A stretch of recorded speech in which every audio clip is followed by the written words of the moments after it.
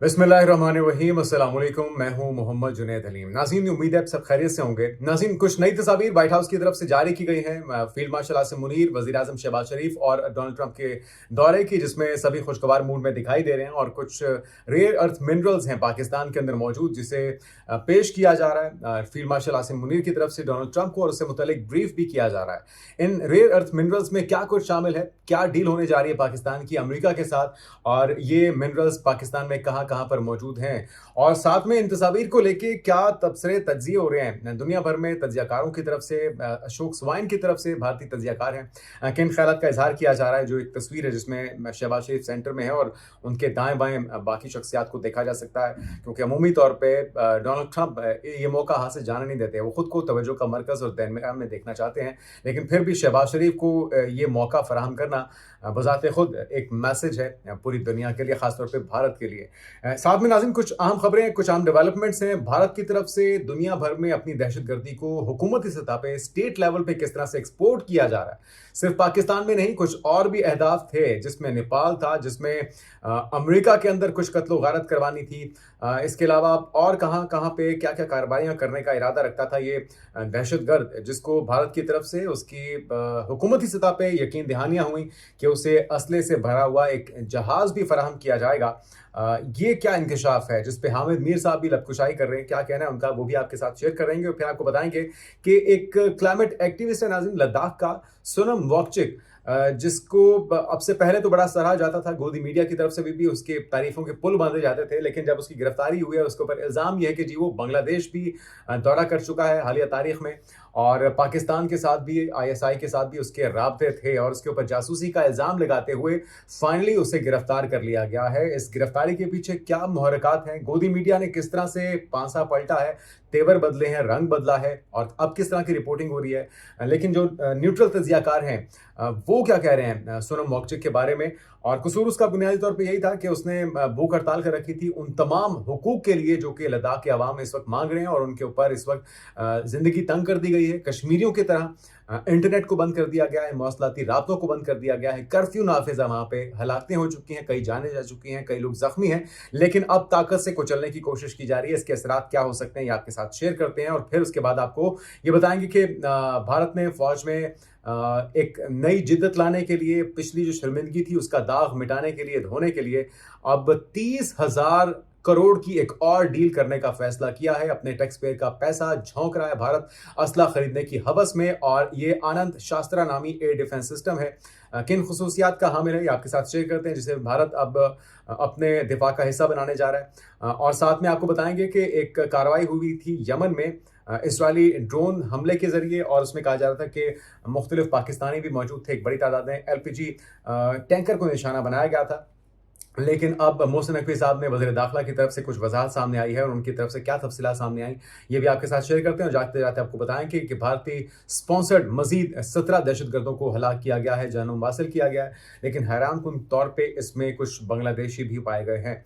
ये क्या मामला है, इससे मुतल्लिक भी आपके साथ मालूमात शेयर करते हैं। और आखिर में आपको बताएंगे कि जो बगराम एयरबेस वाला मामला है, उसको लेके पहले तो तालिबान की तरफ से कहा गया कि जी 1 इंच भी ज़मीन हम नहीं देंगे अमेरिका को, और अमेरिका की तरफ से, डोनाल्ड ट्रंप की तरफ से ख्वाहिश का इजहार किया गया कि अमेरिका इसे वापस लेना चाहता है। लेकिन अब मुख्तलिफ ज़राए ये दावा कर रहे हैं कि तालिबान की तरफ से कोई डिमांड सामने आई है लगभग $1 बिलियन महाना की, जिस पर वो आमादा हो जाएंगे अमेरिका को ये एयरबेस देने पर। ये क्या मामला है, और अमेरिका ने फिर जवाबन कितनी ऑफर कर दी है, ये सारी तफसीलात एक एक करके आपके साथ शेयर करते हैं। नाज़रीन, सबसे पहले जो खबर है वो बहुत ही अहमियत की हामिल है, और वो ये कि पाकिस्तान के army chief field marshal Asim Munir ने हालिया व्हाइट हाउस मुलाकात में अमेरिकी सदर डोनाल्ड ट्रंप को पाकिस्तान के कीमती मादनी वसाइल पेश किए हैं। आप तस्वीर में देख सकते हैं उन्हें किस तरह से ब्रीफ किया जा रहा है फील्ड मार्शल की तरफ से, और ये पाकिस्तान का असासा है। यकीनी तौर पर पाकिस्तान एक मादनी जखेज़ और मादनी वसाइल रखने वाला मुल्क है, जिसमें हर तरह के मौसम पाए जाते हैं, तरह तरह की मादनियात पाई जाती हैं, सिर्फ सही तरह से उन्हें यूटिलाइज करने की ज़रूरत है। तो ये इकदाम इस बात की अलामत है कि पाकिस्तान अपनी मादनी दौलत को इक्तिसादी ताल्लुकात मजबूत बनाने के लिए इस्तेमाल कर रहा है।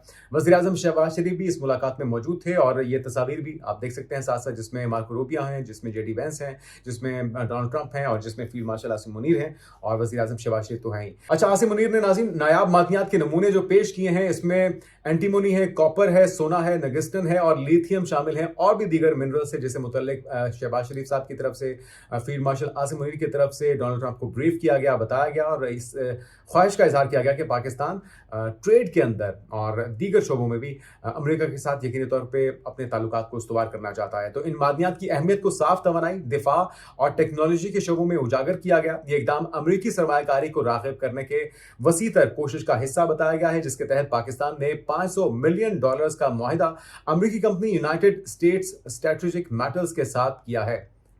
तो ये निहायत यकीनी तौर पे अहम संग मील है, दोनों ममालिक के दरमियान ताउन के शोबे को मजीद आगे बढ़ाएगा। इस ताउन के तहत पाकिस्तान में एक रिफाइनरी कायम की जाएगी जो अमरीकी मार्केट को मादनियात फराहम करेगी।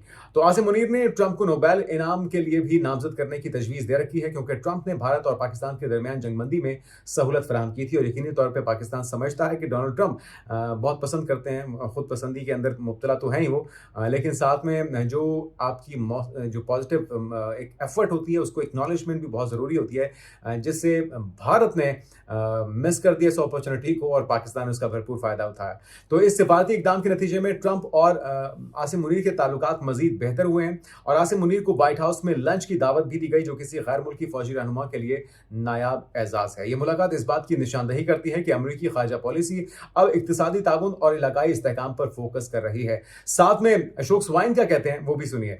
आपने ये देखा हुआ कि उन्होंने एक्स के ऊपर ये तस्वीर शेयर किया जिसमें शहबाज शरीफ सेंटर में है, तवज्जो का मरकज़ है। एक साइड पे आसिम मुनीर हैं, एक साइड पे उनके मार्को रूबियो, दूसरी साइड पे जेडी वेंस और डोनाल्ड ट्रंप को देखा जा सकता है।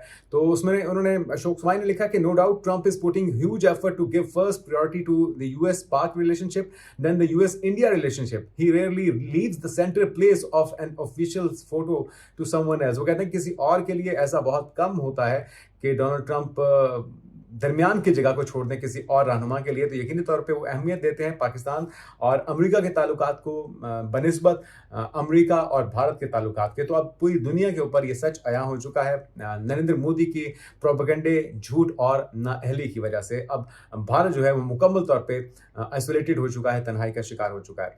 अगली खबर क्या है, किस तरह से दहशतगर्दी पूरी दुनिया में एक्सपोर्ट करता है भारत और स्टेट लेवल पे इसका एक बड़ा सबूत सामने आया है। वो सबूत यह है कि भारतीय इंटेलिजेंस एजेंट और साबिक रॉ अफसर है विकास यादव, जिसने भारतीय शहरी निखिल गुप्ता को पाकिस्तान, नेपाल और अमेरिका में कत्ल के लिए हायर किया था। और यादव ने गुप्ता को वादा किया कि कत्ल के बाद उसे असलहे से भरा जहाज भी फराहम किया जाएगा। यह बहुत ही हैरानकुन इंकशाफ है, जिसमें व्हाट्सएप चैट्स भी हैं। टॉयज को जो कोड इस्तेमाल किया गया है टॉयज का, इसे असलहे के लिए, वेपन्स के लिए इस्तेमाल किया गया है। और मंसूबे में अमेरिका, न्यूयॉर्क, कैलिफोर्निया और नेपाल पाकिस्तान के टारगेट शामिल थे, जिसमें अदायगी के तौर पर $1 लाख तय पाए थे, जिसमें लगभग $15,000 एडवांस में दिए गए थे। और कत्ल के लिए हायर किया गया शख्स दरअसल DEA का अंडरकवर एजेंट निकला है। और गुप्ता ने टारगेट की तस्वीरें और तफसीलात यादव को भिजवाई और हिदायत की कि कत्ल यूएस इंडिया डिप्लोमेटिक इंगेजमेंट्स के दौरान ना हो। इस दौरान कनाडा में सिख रहनुमा हरदीप सिंह निज्जर को भी कत्ल किया गया, जो टारगेट लिस्ट में शामिल था। आपको याद होगा कि सिख रहनुमा जो था खालिस्तान तहरीक का एक अहम कारकुन, उसे कनाडा में कत्ल किया गया, रॉ उसके पीछे मुलविस थी। और ये सारा वही नेटवर्क अब इस वक्त एक्सपोज हो चुका है, पूरा मंजर आम पर आ चुका है। अच्छा, निखिल गुप्ता को चेक रिपब्लिक से गिरफ्तार करके अमेरिका लाया गया, जहां इस पर कत्ल बराए किराया और साजिश के इल्जामात हैं। ज्यादा से ज्यादा सजा इसकी 10 साल हो सकती है। अमेरिकी अटॉर्नी जनरल ऑफ FBI ने कहा है कि अमेरिका में आज़ादी इज़हार पर किसी को खामोश कराने की इजाजत नहीं दी जाएगी। लेकिन हामिद मीर साहब क्या कह रहे हैं, बड़ा वैलिड क्वेश्चन है। वो ये कहते हैं कि unbelievable, an Indian intelligence agent not only hired an Indian criminal to carry out murders in Pakistan, Nepal and US, but also promised to provide him with a plane load of weapons to execute the assassinations। वो कह रहे हैं कि जी एक जहाज भी फराहम किया गया इसको इन मर्डर्स के लिए, इन असैसिनेशंस के लिए। साथ में documents prove India is terrorist state. वो कहते हैं कि ये इस चीज़ का सबूत है कि इंडिया एक दहशतगर्द मुल्क है और एक दहशतगर्द रियासत है, जो कि रियासती सतह पे दहशतगर्द को एक्सपोर्ट करती है, दहशतगर्दी को एक्सपोर्ट करती है, लोगों को मरवाती है अपने मकासद के लिए, अपने टारगेट्स को अचीव करने के लिए। अच्छा, मसला ये है कि सिर्फ ये अपने मुखालफिन के दुश्मन नहीं है, ये अपने लोगों के भी दुश्मन हैं। अपने लोगों को किस तरह से ये चुन चुन के निशाना बनाते हैं, मतलब पूरा हो जाने के बाद ये जहाँ से इनको खौफ नजर आता है। सिखों को किस तरह से टारगेट किया गया था जासूसी के इल्जाम में पाकिस्तान और भारत की जंग के बाद, आपने देखा था मई के बाद बड़े पैमाने पे अपने ही यूट्यूबर्स को पकड़ लिया इस खौफ के मारे। पाकिस्तान से कोई बैलून भी अगर सरहद पार करके उधर चला जाए पीआईए का, तो आप देखते हैं कि वहां पे दौड़ने लग जाती हैं पुलिस की। अब हुआ क्या है कि एक एक्टिविस्ट था नाज़रीन, जिस तरह हमने आपको शुरू में बताया कि ये सोनम वांगचुक नामी ये क्लाइमेट एक्टिविस्ट है, जिसे पुरतशद्दुद एहतजाज के बाद नेशनल सिक्योरिटी एक्ट एनएसए के तहत गिरफ्तार कर लिया गया है। जिसे भी समझ आ रही है कि किस कानून के तहत गिरफ्तार करना है, तो ये एनएसए के तहत इसे गिरफ्तार कर लेते हैं। इसी तरह से लद्दाख के डीजीपीएसडी सिंह जमाल के मुताबिक वांगचुक का ताल्लुक एक पाकिस्तानी इंटेलिजेंस ऑपरेटिव से रहा है और इस मज़कूरा पाकिस्तानी ऑपरेटिव को भी गिरफ्तार कर लिया गया है, जो पाकिस्तान को हसास मालूमात भेज रहा था। बड़े ही संगीन इल्जाम लगाए हैं इस पे। इसके अलावा बांग्लादेश में भी वो गया है, जिस पर सिक्योरिटी खदशात मजीद बढ़ गए हैं। हुकाम इसके मुताबिक गैर मुल्की रवाबित और FCRA foreign contribution regulation act की खिलाफ वर्जियों की तहकीकात कर रहा है। लेह में इस वक्त हालात कशीदा हैं, कर्फ्यू नाफिज है, इंटरनेट पर पाबंदी है। इस पे रवीश कुमार साहब का क्या कहना है, क्योंकि वो एक न्यूट्रल सहाफ़ी हैं, हक़ाइक़ पर मबनी बात करते हैं, हक़ाइक़ पर मबनी रिपोर्टिंग करते हैं। उनका क्या कहना है इस गिरफ्तारी से मुतालिक, पहले वो सुनिए। सोनम वांगचुक को गिरफ्तार कर लिया गया है। दोपहर 2:30 बजे वांगचुक प्रेस को संबोधित करने वाले थे, लेकिन उससे पहले ही गिरफ्तार हो गए। हम सभी उनका इंतजार कर रहे थे, तभी उनकी गिरफ्तारी की खबर आ गई। वे अपने गांव से लेह की ओर आ रहे थे जब गिरफ्तार किए गए। सोनम वांगचुक ने भारतीय सेना के लिए सौर ऊर्जा से चलने वाला एक टेंट बनाया। इसके बाद भी उन पर देशद्रोह के आरोप लगे, चीन का एजेंट कहा गया।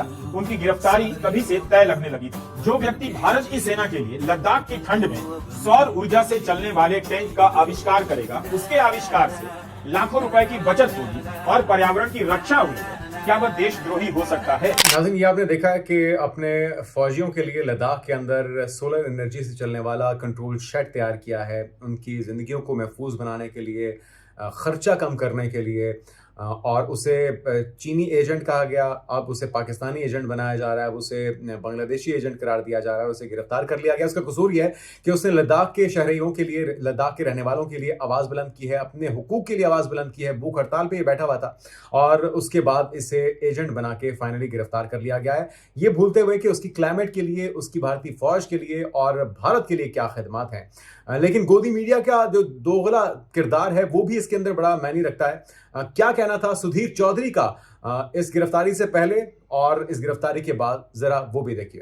तो मैं आपको बताना चाहूंगा कि लद्दाख में शिक्षा के स्तर को जमीन से आसमान तक पहुंचाने के लिए सोनम वांगचुक ने एक बड़ी भूमिका अदा की है। पहले तो मैं आपको यह बताना चाहता हूं कि इस प्रकार के लोग जो अपने आप को समाज सेवक कहते हैं, एनजीओ चलाते हैं, कहते हैं कि हम समाज सेवा के लिए ये एनजीओ चला रहे हैं, फिर एनजीओ को चलाने के लिए ये पैसा लेते हैं, बड़ी बड़ी कंपनियों से पैसा लेते हैं और विदेशों से भी पैसा आता है। नाम देखिए और काम देखिए। जी जनाब, नाम देखिए और काम देखिए, पहले क्या रिपोर्टिंग है और उसके बाद कैसा पांसा पलटा है। तो ये है गोदी मीडिया का किरदार, चेहरा जिसे अपनी मकसद के लिए अपनी मर्जी के मुताबिक इस्तेमाल किया जाता है और उसके बाद उनकी जो क्रेडिबिलिटी है वो इसी वजह से खो चुके हैं, क्योंकि सारी दुनिया अब ये जान चुकी है कि इनका एजेंडा सिर्फ मोदी सरकार को प्रोटेक्ट करना है।